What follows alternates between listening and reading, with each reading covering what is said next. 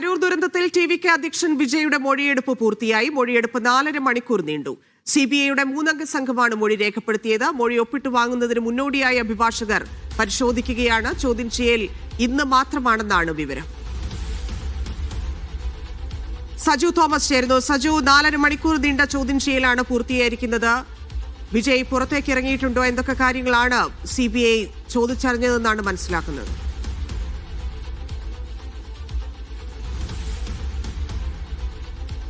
തന്നെ അല്പസമയത്തിനകം നടൻ വിജയ് പുറത്തേക്ക് വരും. CBI ആസ്ഥാനത്തിന് പുറത്തേക്ക് വരുമെന്നാണ് ഇപ്പോൾ നമ്മൾ പ്രതീക്ഷിക്കുന്നത്. 4 മണിക്കൂറിനധികം നീണ്ട മൊഴിയെടുപ്പിനൊടുവിൽ അദ്ദേഹം കൃത്യമായി ചില വിവരങ്ങൾ CBIയുടെ പക്കൽ നൽകിയിട്ടുണ്ട്. ഇനി അതായത് അദ്ദേഹം നൽകിയ മൊഴിയും അതോടൊപ്പം തന്നെ CBI ശേഖരിച്ച തെളിവുകളുടെ അടിസ്ഥാനത്തിലായിരിക്കും കുറ്റപത്രം സമർപ്പിക്കുന്നതുമായി ബന്ധപ്പെട്ട് CBIയുടെ തീരുമാനമുണ്ടാവുക. പ്രത്യേകിച്ച് അന്ന് ഈ സംഭവം നടന്ന സമയത്ത് ക്രമസമാധാന ചുമതലയുള്ള ഉദ്യോഗസ്ഥരെയും ഇവിടെ CBI ആസ്ഥാനത്തേക്ക് CBI വിളിപ്പിച്ചിരുന്നു. അദ്ദേഹത്തെയും ഒപ്പം ഇരുത്തിയാണ് മൊഴിയെടുപ്പ് നടത്തിയത്. അതോടൊപ്പം തന്നെ മുൻപ് CBI കേസുമായി ബന്ധപ്പെട്ട് 4 ടി.വി.കെ അംഗങ്ങളെ ചോദ്യം ചെയ്യുന്നു. പ്രത്യേകിച്ച് ടി.വി.കെയുടെ ഏറ്റവും പ്രധാനപ്പെട്ട 4 പേരെയാണ് ആദ്യം ചോദ്യം ചെയ്ത് അവരുടെ ഭാഗത്തു നിന്നും ചില വിവരങ്ങൾ ലഭിച്ചിരുന്നു. അതിന്റെ അടിസ്ഥാനത്തിലാണ് ഈ മാസം ആദ്യ വാരം തന്നെ വിജയ് ദേശീയ ആസ്ഥാനത്തേക്ക് ഹാജരാകണമെന്നുള്ള കാരണം കാണിക്കൽ പ്രത്യേകിച്ച് അദ്ദേഹത്തിന് നോട്ടീസൊക്കെ നൽകിയത്. അതിന്റെ അടിസ്ഥാനത്തിലാണ് സമൻസ് അദ്ദേഹം കൈപ്പറ്റി ഇന്നത്തേക്ക് അദ്ദേഹം ഹാജരാകുമെന്നുള്ള മറുപടി നൽകിയത്. ഇന്ന് രാവിലെ അദ്ദേഹം 11 മണിക്കാണ് ഈ CBI ആസ്ഥാനത്തേക്ക് അദ്ദേഹം എത്തിയത്. ഇപ്പോഴും CBI ആസ്ഥാനത്ത് ടി.വി.കെ പ്രവർത്തകരുടെയും ഒപ്പം വിജയ് ആരാധകരുടെയും വലിയൊരു കൂട്ടം തന്നെ എത്തിയിട്ടുണ്ട്. അവരെ ഏറ്റവും കൂടി തീർന്നോ?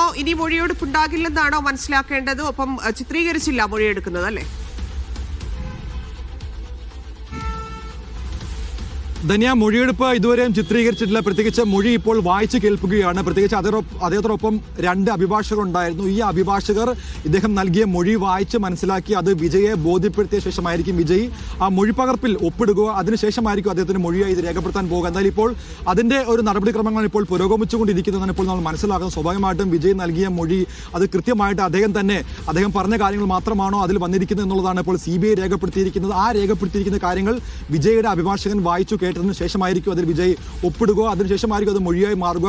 അതിനുശേഷമായിരിക്കും മറ്റു നടപടിക്രമങ്ങളിലേക്ക് CBI പോകുക. പ്രത്യേകിച്ച് ഞാൻ മുൻപ് സൂചിപ്പിച്ച പോലെ തന്നെ ഇതുമായി ബന്ധപ്പെട്ടുള്ള അതായത് റിപ്പോർട്ട് സമർപ്പിക്കുന്നതായിട്ടുണ്ട്. പ്രത്യേകിച്ച് ഇതിൻ്റെയൊക്കെ കേസ് ഡയറികളൊക്കെ അടക്കമുള്ള കാര്യങ്ങൾ നേരത്തെ തന്നെ CBI പരിശോധിച്ചിരുന്നു. പ്രത്യേകിച്ച് അന്വേഷണ സംഘം SIT പരിശോധിച്ച അതുമായി ബന്ധപ്പെട്ടുള്ള ചില വിവരങ്ങൾ CBI ശേഖരിച്ചിരുന്നു. അതുകൊണ്ട് തന്നെയാണ് വിജയ് തന്നെ ഈ ഒരു ആവശ്യം മുൻപോട്ട് വെച്ചത്. SITയിൽ ബാഹ്യ ഇടപെടൽ ഉണ്ടായിട്ട് അതുകൊണ്ട് തന്നെ SIT അന്വേഷണം വേണ്ടെന്ന് അദ്ദേഹം തന്നെ മുൻപോട്ട് വെക്കുക. അതുകൊണ്ടാണ് സുപ്രീം കോടതി CBI അന്വേഷണം ഉത്തരവിട്ടതും. എന്തായാലും ഇപ്പോഴും അദ്ദേഹം CBI ആസ്ഥാനത്ത് തന്നെ തുടരുകയാണ്. അദ്ദേഹത്തിന്റെ മൊഴിയെടുപ്പ് പൂർത്തിയായെന്നാണ് നമുക്ക് അല്പസമയം മുമ്പ് ലഭിച്ച വിവരം.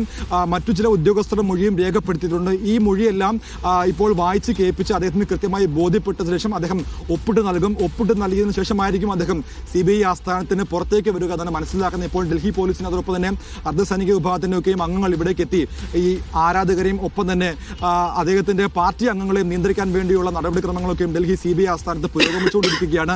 അല്പസമയത്തിനകം CBIയുടെ ദേശീയ ആസ്ഥാനത്തു നിന്നും നടൻ വിജയ് പുറത്തേക്ക് വരുന്നതാണ് മനസ്സിലാക്കുന്നത്. പ്രത്യേകിച്ച് അടുത്ത മാസമായിരിക്കും തമിഴ്നാട്ടിലെ തെരഞ്ഞെടുപ്പ് പ്രഖ്യാപിക്കുന്നത്. തെരഞ്ഞെടുപ്പുമായി ബന്ധപ്പെട്ട് വലിയ തോതിലുള്ള രാഷ്ട്രീയ പ്രചാരണത്തിനിടയിലാണ് ഇപ്പോൾ അദ്ദേഹത്തെ ഡൽഹിയിലേക്ക് വിളിച്ചു വരുത്തിയിരിക്കുന്നത്. അദ്ദേഹം ഇന്ന് കറുത്ത ഡ്രസ് ഇട്ടാണ് CBI ആസ്ഥാനത്തേക്ക് ഹാജരായിരിക്കുന്നത്. പ്രത്യേകിച്ച് നമുക്കറിയാം തമിഴ്നാടിനെ സംബന്ധിച്ചിടത്തോളം അദ്ദേഹത്തിന്റെ ഡ്രസ്സിംഗ് സ്റ്റൈൽ, പ്രത്യേകിച്ച് അദ്ദേഹം അണിയുന്ന ഡ്രസ്സ്, പ്രത്യേകിച്ച് അദ്ദേഹം അണിയുന്ന മറ്റ് ആഭരണങ്ങൾ അതൊക്കെയും വലിയ തോതിൽ ആരാധകരെയും അതോടൊപ്പം തന്നെ അദ്ദേഹത്തിന്റെ പാർട്ടി പ്രവർത്തകരെയും സ്വാധീനിക്കുന്ന ഒന്നാണ്. പ്രത്യേകിച്ച് അപ്പോൾ അത്തരത്തിലുള്ള ഒരു കറുത്ത വസ്ത്രം അണിഞ്ഞുകൊണ്ട് CBI ആസ്ഥാനത്തേക്ക് അദ്ദേഹം എത്തിയത് ഒരു പ്രതിഷേധാർഹമാണെന്നുള്ള പല വിമർശനങ്ങളും ഇപ്പോൾ സാമൂഹ്യ മാധ്യമങ്ങളടക്കം വരുന്ന സാഹചര്യത്തിൽ കൃത്യമായിട്ടുള്ള ഒരു മറുപടി CBI ഉടൻ തന്നെ ഉണ്ടാകുമെന്നാണ് മനസ്സിലാക്കുന്ന. വരും ദിവസങ്ങളിൽ എന്തൊക്കെയായിരുന്നു അദ്ദേഹത്തിന്റെ മൊഴിപ്പകർക്കലെ കാര്യങ്ങൾ അല്ലെങ്കിൽ അതുമായി ബന്ധപ്പെട്ടുള്ള കൃത്യമായ വിവരങ്ങൾ കേന്ദ്ര സർക്കാരിന് കൈമാറും.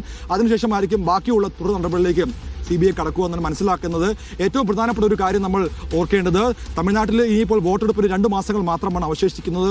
ഉടൻ തന്നെ അവിടെ തെരഞ്ഞെടുപ്പ് ദിവസം പ്രഖ്യാപിക്കും. അതിന് മുന്നോടിയായിട്ട് അദ്ദേഹത്തെ ഡൽഹിയിലെ CBI ദേശീയ ആസ്ഥാനത്തേക്ക് വിളിച്ചു വരുത്തി മൊഴിയെടുത്തിരിക്കുന്നതിന് പിന്നിൽ ചില രാഷ്ട്രീയ ലക്ഷ്യങ്ങളുണ്ട്, ചില ഗൂഢ ലക്ഷ്യങ്ങളുണ്ടെന്നുള്ള ഒരു ആക്ഷേപങ്ങൾ സാമൂഹ്യ മാധ്യമങ്ങൾ ഇപ്പോൾ വ്യാപകമായിക്കൊണ്ടിരിക്കുകയാണ്. പ്രത്യേകിച്ച് BJP യുടെ വോട്ട് ബാങ്കിന് ശ്രമിക്കുന്നു, പ്രത്യേകിച്ച് ടി.വി.കെയുടെ വോട്ട് പർച്ചേസ് ചെയ്യാൻ വേണ്ടി ശ്രമിക്കുന്നു എന്നുള്ള വിമർശനങ്ങളും അതോടൊപ്പം തന്നെ ചില കോണിൽ നിന്നുള്ള ഇത്തരത്തിലുള്ള പ്രതിരോധങ്ങളൊക്കെ ഉയർന്നു സാഹചര്യത്തിൽ വളരെ നിർണായകമാണ്.